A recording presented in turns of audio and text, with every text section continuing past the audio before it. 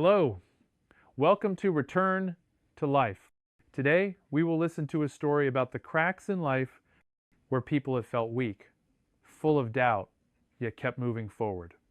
If you are standing between exhaustion and hope, this story may be for you. Martha had always known pain. It was a language she once spoke fluently, articulated in every stroke she carved through chlorinated water, every breath she held just a second too long, every muscle that screamed for relief and never got it. Pain was the price she paid for glory. In her 20s it was beautiful, almost sacred, the sharp acidic burn of pushing her body beyond its limits. It was Olympic training at its finest, the daily dissection of weakness in pursuit of milliseconds shaved off a clock. In 2008, during the U.S. Olympic trials, that pain spoke in a new dialect, a pop in her right shoulder during a turn on the final lap of the 200-meter butterfly. It wasn't loud, but it was deep, strange, like something tore beneath the bone instead of above it. She finished the race anyway. Time was precious. Dreams don't pause for discomfort. She iced it, wrapped it, and swam through it. Because that's what champions do, or so she believed. Now, at 42, Martha understood pain differently. It no longer felt glorious. It wasn't earned or welcome. It crept in quietly and stayed too long. It was not the pain of pushing boundaries. It was the pain of time itself. She no longer raced for medals. She raced against the clock of motherhood, trying to get 4 kids dressed and out the door by 7:25. She taught 3rd grade at a public elementary school where 31 kids needed her more than she ever needed applause. Her trophies were stored in a dusty bin in the garage, tucked behind Halloween decorations and a broken sled. She had a rhythm now. Monday through Friday, wake up before dawn, pack lunches, kiss foreheads, teach math and spelling, mediate playground feuds, grade papers, cook dinner, fall asleep on the couch. Weekends were laundry marathons and grocery missions. She was a mother, a teacher, a wife, a coach, a scheduler, a negotiator, a planner. There was no room in her life for self-pity or slowness. And so when the whisper of pain returned, deep in her right shoulder, she barely noticed. Or perhaps she did, but chose not to listen. It started sometime in May, a dull throb that came and went. She told herself it was age, maybe tendinitis, maybe the ghost of that rotator cuff injury she'd never properly treated, maybe it was nothing. Body's age, she reminded herself while brushing her hair one morning, wincing just slightly as she reached back. It wasn't the kind of pain you call a doctor for. It was the kind you stretch out, breathe through, and ignore until it fades. But this pain didn't fade. It lingered, in early June, while lifting her youngest, Jake, into the grocery cart. A sharp, shocking bolt of electricity ran from her shoulder down to her elbow. She nearly dropped him. The moment passed quickly, but her heart raced long after. She massaged the spot absent-mindedly as she waited in the checkout line. Maybe she'd slept wrong. Maybe it was nothing. Still, that night, when she reached across the bed to hug her husband, David, she hesitated. The pain flared again, and she withdrew quietly into her side of the mattress.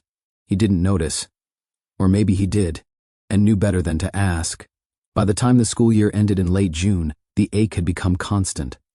Still dull most of the time, but now with sudden, unpredictable flashes of agony.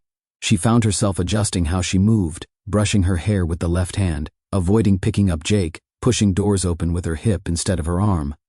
She hadn't mentioned it to anyone, not even her best friend Julia, not even David. What would she say? My shoulder feels off. Everyone had aches. That was just part of being 42, right? But sometimes, late at night, when the house was silent and the air conditioner hummed softly in the window, Martha would lie awake and press her fingers into the joint beneath her collarbone.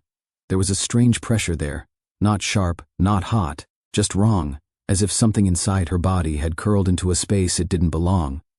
She didn't want to imagine what that meant, so she didn't. She turned over, winced, and willed herself to sleep. Summer break arrived not with the relief she had expected, but with a different kind of exhaustion. Without the classroom to anchor her days, time bled together, meals blurred, laundry piles grew taller, and her children's endless questions became a steady stream of background noise. The pain in her shoulder, once an occasional whisper, now had a voice. It grumbled in the morning, growled by afternoon, and howled whenever she dared to forget and reach too far or twist too quickly. She didn't tell anyone, not because she didn't want help, but because she couldn't afford to slow down. Mothers don't limp through life. They carry others, And so, Martha carried on. She used her left hand more. She modified how she hugged her kids, lifting with her body and not her arms. She adapted. One evening in July, the pain woke her before dawn. Not a stabbing pain, not a flash. Something worse, pressure. Like something was swelling inside the joint, pushing against the limits of her flesh. She lay there motionless in bed, staring at the dark ceiling, trying to calculate whether she had pulled a muscle or whether something was truly wrong. She tried heat, then ice, then rest, then ibuprofen. She stopped doing yoga. She skipped her morning walk, but nothing helped. The ache wrapped around her shoulder like a vice, turning every movement into a small negotiation. Her patience thinned. She snapped at the kids more often. She apologized afterward. She cried silently in the shower once or twice. She told herself it was stress. The breaking point came on a Saturday afternoon, mid-July, at a backyard barbecue hosted by David's coworkers. The sun was heavy, pressing down on everyone like a thick quilt. The smell of grilling meat mingled with citronella candles and the sticky laughter of children chasing bubbles. Martha was trying. She had even put on makeup that morning, curled her hair, chosen a sundress that hid the thin scar above her knee from a biking accident last summer. She smiled through it all, but underneath the smiles was a quiet battle she was losing. The pain had been unrelenting all day. She held her right arm stiff at her side, cradling it with her left hand when no one was looking. Every time she shifted her weight or reached for something, it flared, searing and hot, sending shudders down her spine. She avoided the folding chairs, knowing she couldn't push herself up without making a scene. That was when Michael saw her. She hadn't noticed him at first, hadn't expected to see him at all, but there he was, standing by the cooler with a soda in hand, wearing the same crooked grin he'd had back in college, his gray-streaked hair pulled into a loose ponytail. They had swum together once, years ago. He'd been the best backstroker on the team, the only one who ever beat her in dryland workouts. Now he was an orthopedic oncologist at a private clinic uptown. Michael didn't wave, didn't smile. He watched her from across the yard, his eyes narrowed, scanning her posture like a detective solving a case. Then he crossed the grass, purposeful and quiet. "You're holding that arm like it's broken," he said simply. Martha tried to laugh, a soft, dismissive sound. Just old age creeping in. But Michael didn't smile. He glanced at her hand, still pressed protectively to her ribs. "How long has it been hurting?" She hesitated. "A few weeks." His eyes told her he didn't believe that. "You need to come in." "I'm fine," she said, but her voice lacked conviction. Michael lowered his voice, so only she could hear. "If you weren't, you wouldn't be compensating with your left side for everything. You wouldn't be guarding it like that. And you sure as hell wouldn't be here pretending everything's normal." There was no judgment in his tone, only concern. And something else, urgency. Martha stared at him. Her lip quivered just slightly. "I'll make room for you Monday," he said. "Don't wait, please." And in that moment, the voice she'd been trying to silence inside her, the one whispering that something wasn't right, that this wasn't normal, that this pain had outstayed its welcome, finally rose to the surface. She nodded. That night, after the kids were in bed and the house had gone still, she sat at the kitchen table with a glass of water and stared at the calendar pinned to the fridge. Monday was just 2 days away. It was circled now, in thick black ink. She didn't know it yet, but nothing after that Monday would ever be the same. The clinic was quiet, unnaturally so, the kind of silence that pressed against the skin and made your breath feel loud.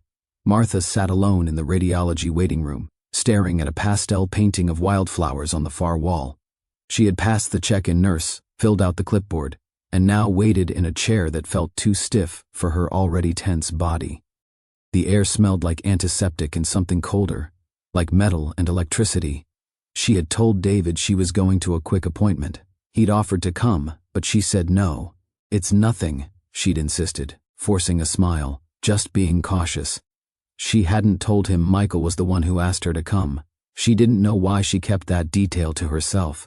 Maybe because saying it aloud would make it all too real. Michael appeared in the hallway, dressed not in swim shorts and a team hoodie like in her memories, but in a white coat, with a stethoscope looped around his neck and a tablet in hand. His expression was calm, but his eyes were sharp. Clinical now, not friendly. "Hey," he said softly. "Let's get a few images. I want to see what we're dealing with." Martha followed him through a maze of hallways. The walls were too white, too clean. She felt exposed, like every breath she took was being monitored. They passed other patients, some bald, some pale, all quiet. Her heart beat louder with every step. Inside the radiology room, she was greeted by a technician with kind eyes who helped her onto the table. The room was cool, humming with the low mechanical murmur of machines at rest. She lay down, trying not to shiver, trying not to wince as the technician gently positioned her arm and shoulder. The MRI machine loomed above her, cold, clinical, massive. She remembered being in one of these years ago, back in college after pulling her hamstring. Back then it felt like a precaution. Now it felt like a verdict waiting to be written. The machine started. A low thumping sound filled the room, rhythmic and pulsing. She closed her eyes, breathed, counted. 10 seconds, 20, 50. Her shoulder hurt in this position, but she didn't dare move. Every second that passed made the fear stronger, more vivid. She tried to think about the kids, about what she'd make for dinner, about anything but the knot tightening in her chest. When it was over, she sat up slowly, dizzy and cold. Michael was waiting outside, leaning against the wall, arms crossed, tablet in hand. He gave her a small nod. "Scans uploading," he said. "Should be ready in a few minutes." She followed him into a small consultation room. It was warmer there, but not by much. She sat in the chair opposite his desk and tried to keep her right arm still. Michael pulled the scan up on the screen. The image took shape in shades of gray and white. Bones, tissue, shadows. At first it meant nothing to her. She stared at the image, waiting for him to say something, anything. But Michael didn't speak right away. Instead, his shoulders dropped just slightly. Not dramatically, not like in a movie, but enough for her to see it. Her stomach turned. "What is it?" she asked. He zoomed in on the scan. On her humerus, specifically the upper section of the bone near the shoulder joint. There, plain as day, was a mass. Irregular, jagged, radiating outward like tiny sunbeams trapped inside the bone. Martha leaned in. "Is that?" Michael nodded slowly. "That's what we call a sunburst pattern. It's not a cyst. It's not a bruise. It's a tumor, Martha." She felt the words before she understood them. Her breath caught. She blinked at the screen, as if it might change if she looked hard enough. "But I thought..." She couldn't finish the sentence. Michael's voice softened, but stayed steady. "We don't know for certain what kind yet, but the appearance is consistent with osteosarcoma." She sat back in the chair, the room suddenly smaller, the air thicker. "I thought it was tendinitis," she said quietly. Michael didn't answer that. He didn't have to. A strange calm settled over her, a numbness, like her body was floating just slightly above itself. A million thoughts rose at once, but none of them stuck. She felt only one thing with clarity. This wasn't nothing. Michael turned the screen slightly toward her, as if inviting her into a space she was not sure she wanted to enter. The image stayed the same. Bone, shadow, that unnatural burst of white lines radiating outward. The longer she stared at it, the more foreign it felt, like she was looking at someone else's body. "I need to explain a few things," he said carefully, "and I need you to hear them without jumping ahead." Martha nodded, though her hands had gone cold in her lap. "Osteosarcoma is a type of aggressive bone cancer," Michael continued. "It's rare in adults, more common in teenagers, but when it appears later in life, it often has a history." "Ah, a history," she repeated. He tapped the screen, highlighting the area near the shoulder joint. "This tumor didn't appear overnight. Based on its size and the way it's grown into the surrounding bone, it's been developing for years." Years, the word echoed in her head, bouncing off memories she hadn't touched in a long time. Michael hesitated, then spoke again.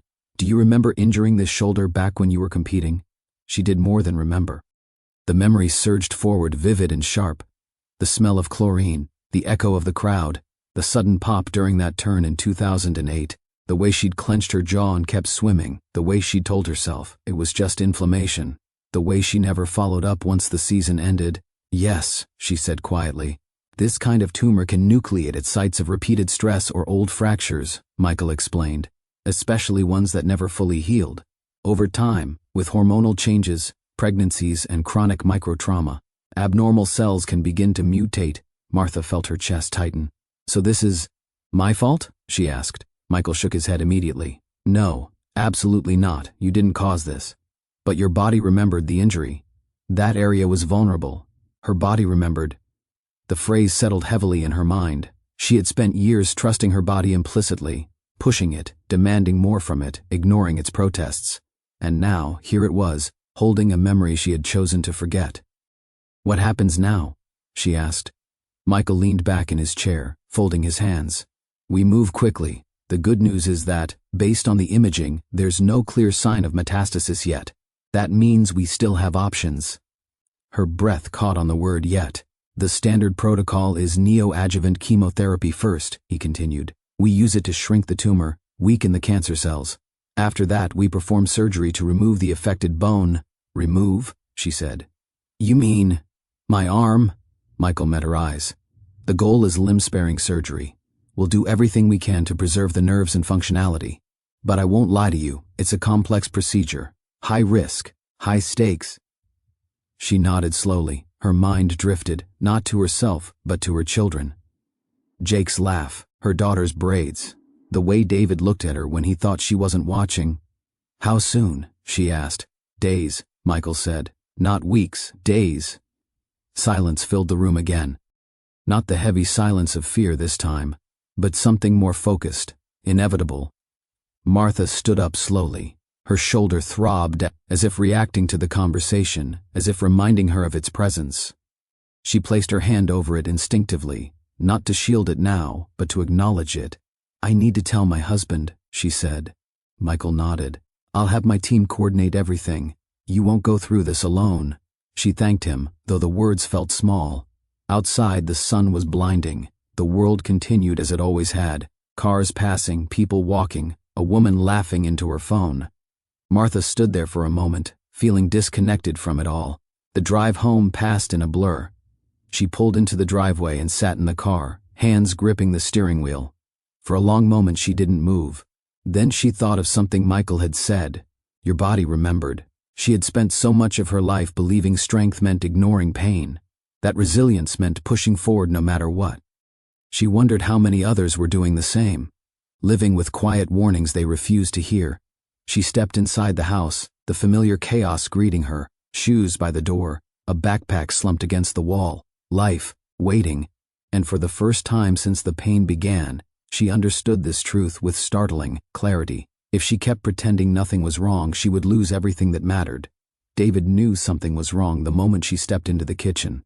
He didn't ask, not at first. He simply looked up from where he was slicing strawberries for the kids' snack and met her eyes.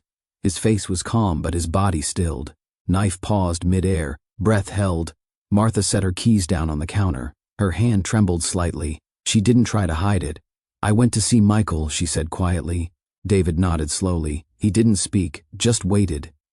She could feel the silence gathering around them, the soft hum of the refrigerator, the distant thuds of children's footsteps upstairs. The world holding its breath. "It's bad," she said. David placed the knife down and walked to her. He didn't ask what kind of bad. He didn't demand an explanation. He just pulled her into his arms, carefully, gently, the way he did when she was pregnant and too sore to move quickly. Martha broke then, not loudly, not dramatically, but something inside her slipped. She buried her face in his chest and let the tears come, warm and helpless, soaking into the fabric of his t-shirt. He held her through it, arms firm, unmoving. After a while, they sat on the couch. The kids were still upstairs, oblivious. For a few more minutes, life remained untouched. She told him everything. About the MRI, the sunburst pattern, the tumor, Michael's concern, the plan. David listened, his fingers interlaced with hers, squeezing gently at the parts she struggled to say aloud. When she finished, he sat in stillness, the weight of it all settling in. "Cancer," he said softly, as if testing the word. She nodded. "And surgery?" "Yes. After chemo." His jaw clenched. "How long have you been in pain?" She looked away. "Since early summer, maybe before." He didn't scold her, didn't say what she feared. "Why didn't you tell me?" Instead, he leaned forward, elbows on knees, rubbing his hands together like he was trying to generate warmth. "I wish I could take it from you," he said after a long pause. "I know. We'll figure it out," he added, more to himself than to her. The conversation shifted then from diagnosis to logistics. Who would watch the kids? How to rearrange her classroom responsibilities? Whether to tell her parents now or later. The words came like puzzle pieces, scattered and strange, but slowly forming a plan. Later that evening, After dinner, Martha called the kids into the living room. David sat beside her on the couch, their knees touching. The children arrived with the usual chaos. Jake bouncing, Ella halfway through a popsicle, the older two trailing behind with phones in hand. They settled on the floor, sensing something unusual in their parents' posture. Martha cleared her throat. "I need to tell you something," she began. "Something serious." The room quieted. "I'm sick. I have something growing in my shoulder that doesn't belong there. It's called cancer." The word hung in the air, heavy and unfamiliar. The older two went still. Ella blinked. Jake tilted his head. "Like, when Grandma lost her hair?" he asked. Martha smiled faintly. "Yes, sweetheart. Kind of like that. I'll need medicine to help fight it, and that medicine might make me tired. I'll have to go to the hospital a few times, and later, I'll need surgery." Jake climbed into her lap carefully, wrapping his arms around her uninjured side. "Will it hurt?" he whispered. "Yes," she answered honestly. "But I'll be okay." The others moved closer. First Ella, then Emma, then Max. A small pile of warmth and fear and love gathered around her. She felt the sharp ache in her shoulder pulse, but she didn't flinch. For the first time in weeks, she let the pain be seen. After they went to bed, David stayed up with her, the two of them sitting in the dim light of the kitchen. He poured tea. She wrapped her hands around the mug but didn't drink. "I don't want them to see me fall apart," she said. "They won't," he replied. "Because you won't." She gave him a tired smile. "You think I'm that strong?" "I know you are," he said, "and on the days you forget, I'll remind you, the first day of chemotherapy did not feel heroic. There was no swelling music, no dramatic countdown. Just a beige room, a vinyl recliner, and a clear 4-bag hanging from a metal pole like an unassuming threat. Martha sat quietly as the nurse checked her name, her date of birth, her wristband, confirming again and again that this was really happening. David sat beside her, holding her left hand. Her right arm rested stiffly against her body, the shoulder wrapped and aching, already marked as different. She watched the nurse prime the tubing, the clear liquid inching its way forward, slow and deliberate. "This is the easy part," the nurse said gently. "It's later that gets rough." Martha nodded. She had trained her whole life for pain that came later. At first, nothing happened. The drugs slid into her veins quietly, without ceremony. She tried to read, but the words blurred. She tried to watch the small television mounted on the wall, but the noise irritated her. Instead, she closed her eyes and focused on breathing, deep, controlled breaths, the same ones she used before races. By that evening, the nausea arrived like a wave she hadn't seen coming, not sharp, not violent, just relentless. It rolled through her stomach and refused to leave. Food became impossible. Even water tasted wrong, metallic and bitter. She lay curled on the couch at home, a blanket pulled up to her chin, the world tilting gently beneath her. The second day was worse. Her body felt heavy, as if gravity had doubled overnight. Standing required effort. Walking across the room felt like climbing stairs with weights strapped to her ankles. Her shoulder throbbed continuously now, no longer flaring and retreating, but present, always present. On the third morning, she noticed hair on her pillow. At first, she told herself it was nothing. She had always shed more than most, but when she ran her fingers through her hair in the bathroom, strands came away easily, collecting between her fingers like threads pulled from fabric. She stared at her reflection, same face, same eyes. But something fundamental had shifted. That evening, in the shower, the hair came out in clumps. It slid down her shoulders and clogged the drain, dark and unmistakable. She pressed her forehead against the cool tile and cried, not loudly, but deeply. This was different. This was visible. This was the world marking her as sick. When she stepped out, wrapped in a towel, Jake was sitting on the closed toilet lid, swinging his legs. "Mom?" he asked softly. "Are you okay?" She forced a smile. "Just tired, buddy." He studied her face for a long moment, then nodded. "You're still you." The words hit her harder than the diagnosis had. By the end of the week, the fatigue became crushing. It settled into her bones, deeper than muscle soreness, deeper than exhaustion. She slept, woke briefly, slept again. Time lost its edges. David took over everything without complaint. Meals, laundry, school forms, bedtime stories. She watched from the sidelines, grateful and ashamed all at once. Isolation followed. Her white blood cell count dropped dangerously low, and the doctor ordered strict precautions. No visitors, no school, no errands. She became a quiet presence in her own home, masked and careful, watching life continue just out of reach. One afternoon, as she sat alone in the bedroom, she found herself pulling out an old box from the closet. Inside were relics of another life. Medals, ribbons, faded photos. There she was at 26, standing on a podium, shoulders squared, eyes fierce. She touched the image with trembling fingers. Who was she now? The thought scared her more than the cancer. That night she admitted it to David, voice barely above a whisper. I don't recognize myself. He didn't rush to reassure her. He sat beside her on the bed, taking her hand. You're still here, he said. That counts for more than you think. She nodded, though the doubt lingered. As she drifted to sleep, nausea humming quietly in her chest, Martha realized something with startling clarity. This was no longer about enduring pain. This was about surrendering control, about allowing herself to be weak without believing she was broken. And that lesson she knew would be harder than any race she had ever swum. The third cycle of chemo hit harder than the first two combined. By then, Martha had learned the pattern. The good days were shorter, the bad ones more unpredictable. There was a rhythm to the suffering, but it was not a rhythm she could dance to, only endure. Her skin grew pale, tinged with yellow. Her eyes, once bright and observant, now seemed sunken, as though they were retreating inward. The curve of her spine changed too. Her posture became curled, protective, as if her body had decided that shrinking away from the world might save it some energy. She no longer had the strength to fake smiles for the kids in the morning. David had taken over everything. The backpacks, the lunchboxes, the checklists, taped to the fridge. He kept it all moving with the efficiency of someone who knew the machine couldn't stop, not even when the heart of it had. Still, Martha tried to remain present. She sat at the dinner table even when food nauseated her. She forced herself to listen to stories about school and scraped knees and playground drama. But her presence became more symbolic than real, a figure seated in silence, drifting in and out like a ghost. One evening she reached up instinctively to tuck a strand of hair behind her ear, and realized it wasn't there. She moved to the mirror. Her scalp was patchy, uneven. Some hair remained, but it clung desperately, like it too knew its time was almost up. She didn't cry, not right then. She walked into the bedroom, sat down on the edge of the bed, and stared at the wall. The weight of it all pressed down on her, heavier than chemo, heavier than pain. The bedroom door creaked open. Jake stepped in, dragging a small plastic stool behind him. He was wearing his Spider-Man pajamas, one sleeve a little too long, his curls bouncing with each step.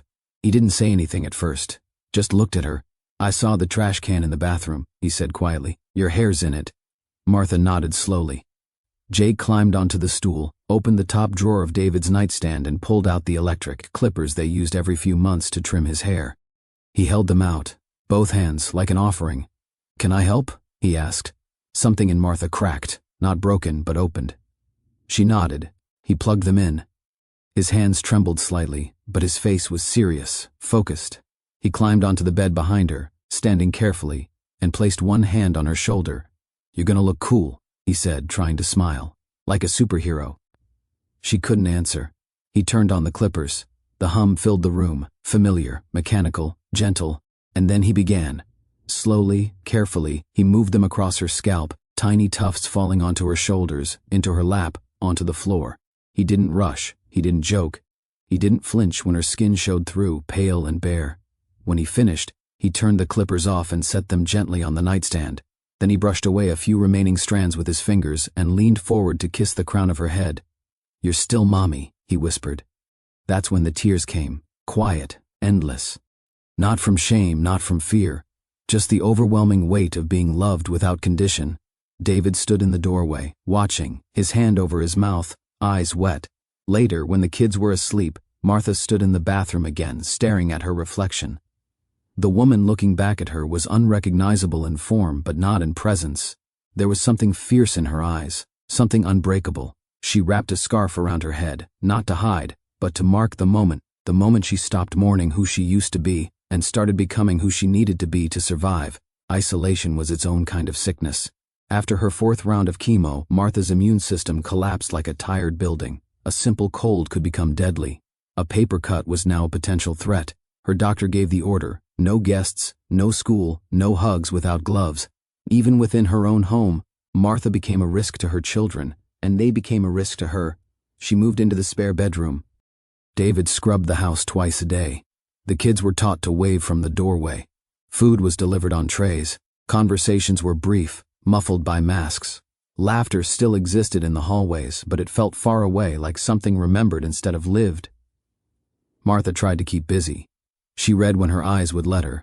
She wrote letters to the kids, notes of encouragement tucked into their lunchboxes. She scrolled through old photos on her phone, watching videos of birthday parties and field days like they belonged to another person. The days blurred, time became strange, endless and empty. Worse than the fatigue, worse than the nausea, was the silence. She missed the noise, the chaos, the accidental brushes of hands, the weight of Jake's head on her lap. Now she only had her thoughts, and they were not kind. Her shoulder had grown weaker. She could no longer lift her arm without pain. The muscles around the joint were wasting. The tumor pressed deeper, more aggressive now, clawing at the bone like it wanted to escape. Even the smallest movements, buttoning a shirt, brushing her teeth, had become acts of negotiation. One night, after a particularly sharp jolt of pain, she dropped a glass of water trying to lift it. It shattered on the tile floor. She didn't scream. She just stood there, staring at the pieces, the water pooling around her bare feet. She hadn't cried in days, but the tears came fast now, hot and angry. David found her minutes later, still standing there. He said nothing. He cleaned up the glass and held her as she shook, not from pain, but from grief. "I'm scared," she admitted. He rested his forehead against hers. "I know. What if they can't save the arm? Then we'll learn something new." Together, she wanted to believe him, but in the days that followed, the fear took root. The word amputation hadn't been spoken, but it lived between the lines of every medical conversation. Even limb-sparing surgery carried no guarantees. Damage to the nerves, to the blood vessels. So many things could go wrong. And Martha couldn't stop thinking about who she would be without her arm, not just practically, but existentially. She was a swimmer, an athlete, a mother who tied shoes and buttoned coats and wiped tears. Would her children look at her the same way? Would she look at herself the same way? The mirror offered no answers. On the 12th night of isolation, when sleep refused to come, she found herself pulling a dusty box out from under the guest bed. Inside were old videotapes, VHS, some labeled in fading marker, Regional 04, Olympic Trials, Martha, Butterfly Finals. She still had an old combo TV VCR in the closet. David had tried to throw it out 3 times. She always said no. She plugged it in. The screen came to life with static, then color, grainy footage. A younger Martha standing on the block, lean and fierce, muscles sculpted, eyes locked forward. The whistle blew. She dove, smooth, precise. As she watched herself cut through the water with effortless rhythm, something unexpected stirred. Not sadness, not envy, memory. Her body knew that stroke. It lived in her somewhere still, under the layers of medicine and scar tissue and grief. Not gone, just waiting. She watched the whole race. At the end, the younger Martha touched the wall, turned around, and smiled up at the crowd. Not for victory, for survival. The next morning, when the sun barely touched the windows, she sat on the edge of the bed and lifted her right arm slowly. The pain was still there, the weakness too, but she moved it, inch by inch, a whisper of motion. It hurt, but she smiled. The day of the surgery arrived with a kind of stillness Martha hadn't expected. There was no storm, no dramatic collapse, just the steady tick of time carrying her forward. She had barely slept the night before. At dawn, David helped her dress, wrapping the surgical gown gently around her shoulders. He kissed her forehead, his lips lingering there just a little longer than usual. The kids were still asleep. She was grateful for that. The hospital was quiet, lit with a soft morning haze that seemed out of place in a place built for emergencies. Her name was called, papers signed, four-placed, monitors attached. The anesthesiologist asked her to count backward. She remembered reaching 94 before everything disappeared. The surgery lasted nearly 12 hours. It was a limb-sparing resection, an aggressive attempt to remove the entire tumor while preserving the nerves and blood vessels needed to keep the arm functional. A team of orthopedic oncologists and neurosurgeons worked together, navigating the damaged terrain of her upper humerus with surgical precision. They peeled back muscle, excised necrotic tissue, sliced away the hardened layers of calcification, that had grown like armor around the mass. And then they found it. Nestled deep within the center of the tumor, where the cancer had not yet fully invaded, was a strange pocket, a cluster of cells unlike the others. Suspended in the calcified shell, like amber preserving a prehistoric insect, were tiny bundles of undifferentiated muscle stem cells, myoblasts, perfectly intact, perfectly preserved. A pause settled over the room as the lead surgeon examined the tissue. He called in a pathologist. Samples were taken, notes scribbled. Later, much later, when Martha was awake and groggy in the recovery room, Michael sat beside her bed, chart in hand, expression unreadable. "It's out," he said softly. "We got the entire mass. Margins look clean." She closed her eyes, a wave of relief rushing through her so powerfully it made her dizzy. "But," he continued, "there's something else." She opened her eyes. He pulled up the images, photos taken during the surgery, magnified slides of the tissue. He pointed to the dense calcification, then zoomed in. "These," he said, "are muscle stem cells, myoblasts, frozen in a kind of biological stasis." Martha blinked slowly, not understanding. Michael smiled faintly. "They date back to your athletic peak. They were likely trapped during the initial fracture, 15 years ago, and sealed off when the area calcified." She stared at the screen. "You're telling me part of who I was stayed there?" "Yes," he said, untouched, waiting. The room felt suddenly larger, brighter. "I've never seen anything like it," he added. "It's like your body created a time capsule, a literal memory of strength." Martha didn't know what to say. She thought of the countless hours she had spent fighting that shoulder, angry at it, mourning it, fearing it, and all this time it had been holding on, not betraying her, protecting her. The days that followed were grueling. Post-surgical pain, nerve twinges, swelling. She could barely move her arm at first, but something felt different, not in the pain itself, but in how her body responded. On day 3, the physical therapist arrived. He was gentle but firm, guiding her through basic range of motion exercises. She braced for failure, for stalling, but to everyone's surprise, her arm responded, not quickly, but clearly. The tendons were sluggish, the muscles thin. But the signals were firing. The memory was there. "It's like the tissue is listening," the therapist muttered under his breath, eyes wide. By day 5, she could flex her fingers with intention. By day 7, she was lifting a cup of water. The milestones were small, but they felt enormous. David visited every day. He brought drawings from the kids, updates from home, her favorite lotion. He watched her lift a hairbrush one-handed and nearly cried. "You're coming back," he whispered. But Martha knew it wasn't about going back. It was about becoming something new, built from the past, yes, but not trapped by it. On the 10th day, the therapist asked her what motivated her. She didn't hesitate. "Water," she said. He smiled. "We'll get you back there." And for the first time since the word cancer entered her life, Martha believed him. The pool smelled like home, chlorine and cool tile and echoes. It wasn't Olympic grade, not even close. It was the therapy pool at the hospital's rehab center, quiet and modest, heated just a few degrees above comfort. But to Martha, it may as well have been the Atlantic. It had been over a year since she'd last swum, and even longer since she'd done it with joy. She stood at the edge of the water, wrapped in a hospital-issued towel, her right arm still wrapped loosely for support. The surgical scar that ran from her shoulder down to her bicep was raw, red, and unmistakable. But she didn't hide it. Not anymore. The physical therapist stood nearby, clipboard in hand, nodding. "Take your time."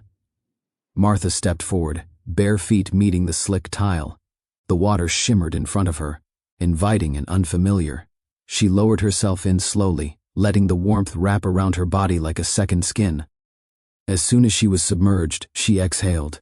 It wasn't pain. It wasn't relief. It was memory. Her body, battered and rebuilt, still knew this. The buoyancy, the resistance, the way the water asked for effort but offered support.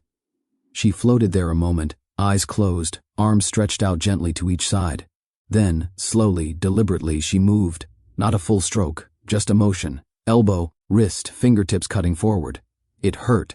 The muscles protested, but there was coordination, there was connection. The therapist watched in silence, scribbling nothing.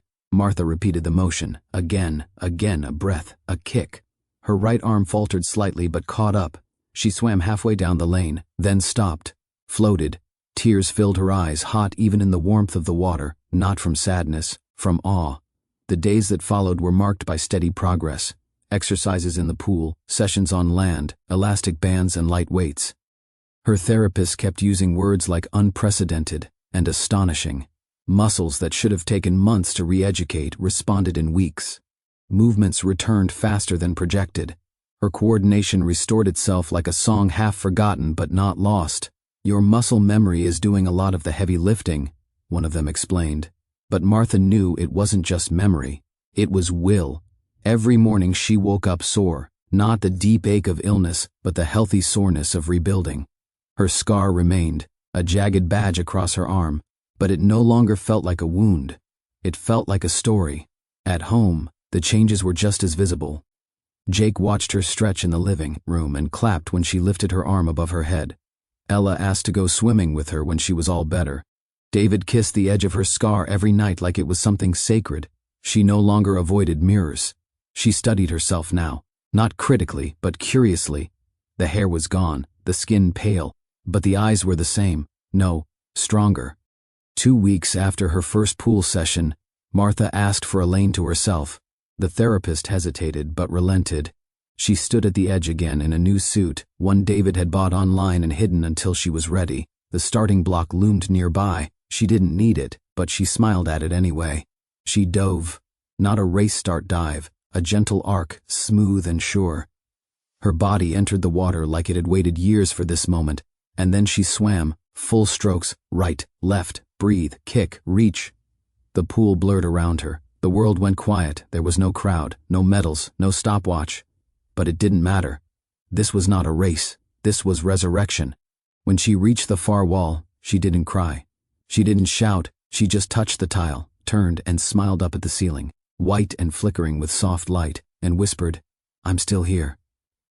The flyer had been pinned to the bulletin board in the rehab center's hallway for weeks. Martha passed it every Tuesday and Thursday, sometimes glancing at it, sometimes pretending not to. Masters Invitational to Winter Meet, open to swimmers 30 and up, friendly competition, all levels welcome. Friendly competition. It sounded harmless, casual, but to her, it felt loaded with ghosts. She hadn't competed in nearly 15 years. Not since the trials, not since her shoulder gave out and everything that came after pulled her into a life she hadn't planned, but had grown to love. Motherhood, teaching, stability, routine.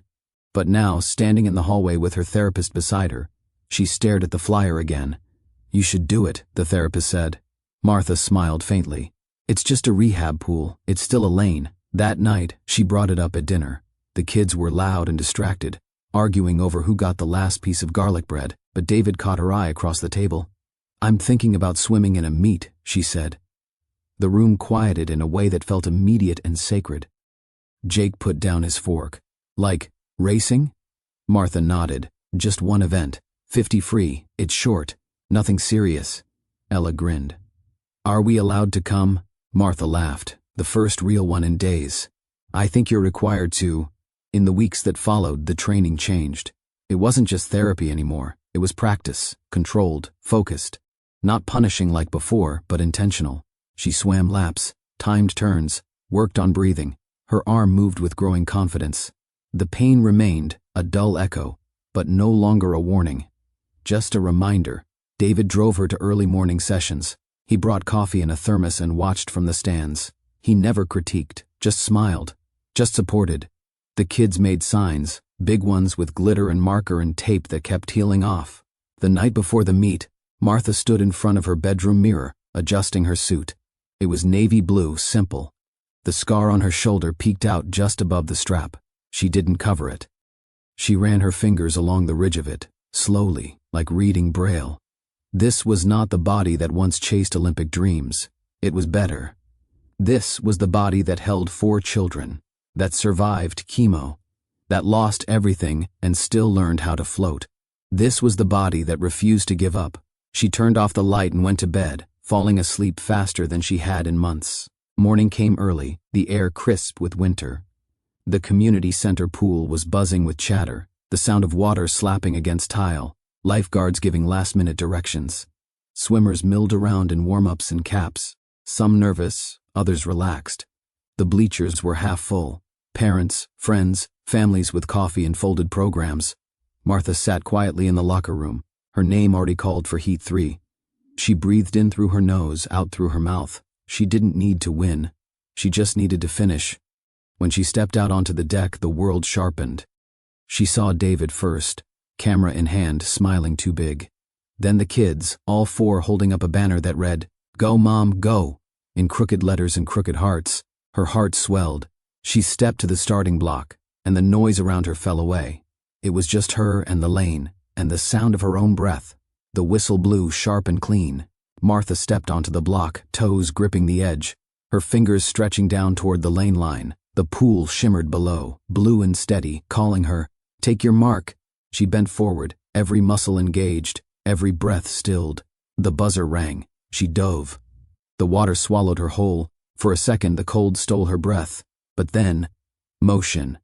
Her arms cut forward, legs driving behind. Muscle memory surged up from somewhere ancient and true. The rhythm returned like a lullaby she hadn't heard in years, but somehow still knew by heart. Pull, breathe, kick, glide. She wasn't fast, not like before, but she was steady, strong. Each stroke felt like defiance.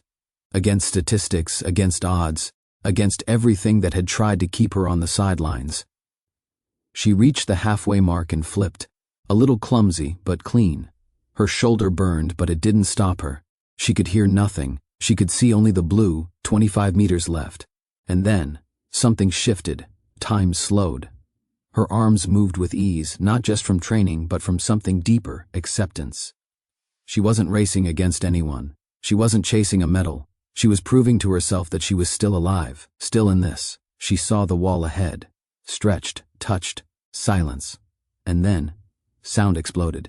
Cheers, whistles. The echo of her name being shouted by four distinct high-pitched voices. She turned, treading water, and looked toward the stands. There they were, Jake jumping up and down, Emma waving the "Go, Mom, go!"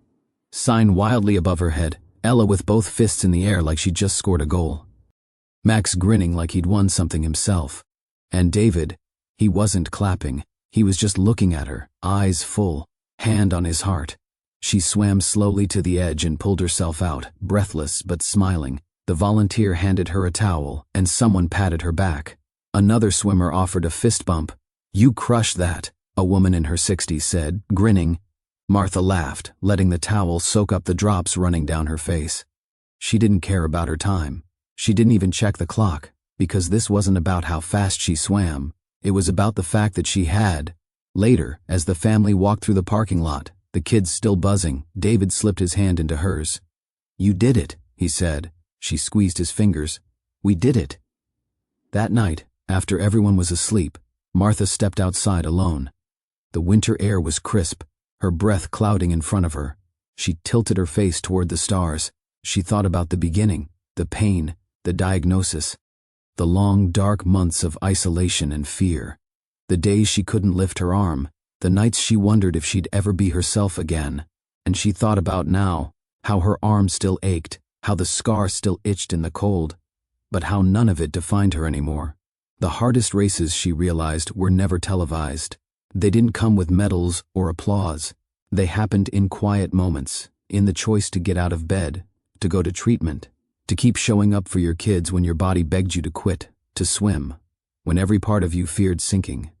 She smiled. She wasn't the swimmer she used to be. She was more, she was Martha, and she had won. Thank you for staying until the end with Return to Life. If you found a sense of connection or a small spark of hope, carry it with you as you return to everyday life. We look forward to seeing you in the stories ahead.